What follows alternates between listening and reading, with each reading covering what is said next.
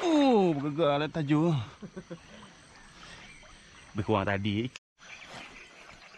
Orang panggil sini kayu. Kayu lebah. Lebah pertama nama. Duduk. Apa tu? Kayu duduk. Duduk kayu mana? Duduk yang ada batang liat. Sama belah sana. Ha.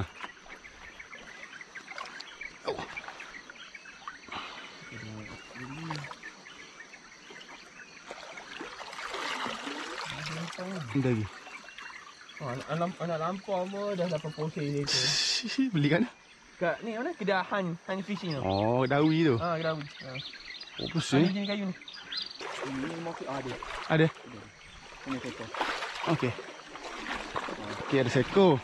Oh. Alhamdulillah. Seko orang bau. Ada. Kena sengat.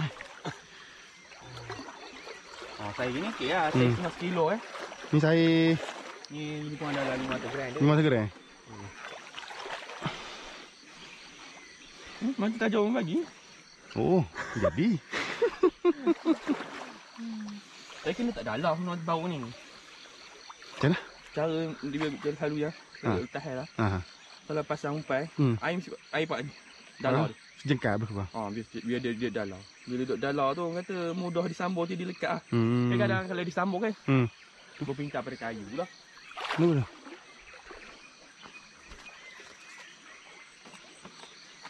Sejengkal apa dalam air tu? Biar dia dalam tak apa. Sebab bila sambung tu dia tak terlucut mata tu tak tersimbat ke atas.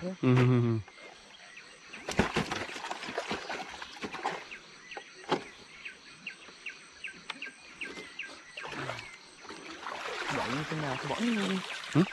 Malah nak guna mana? Guning. Ni cek kan hujung tu. Okey. Tu. Okey.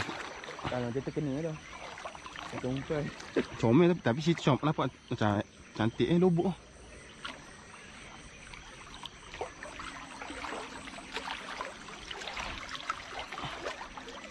Okey, ada set. Aduh. Ayo kena melangkah ke keluar.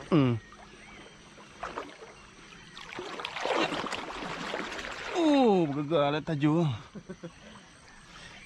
Lebih kurang tadi ikat Tak, nak bau gaya ni. Nak bau. Aduh. Nak bau. Tarik tali tu, impit ke tanah. Selalu itu cara dia letak ke tanah. Mau pegang. Kalau pegang masa di tengah air tu air takut melibah tangan. Mata ni power juga mata.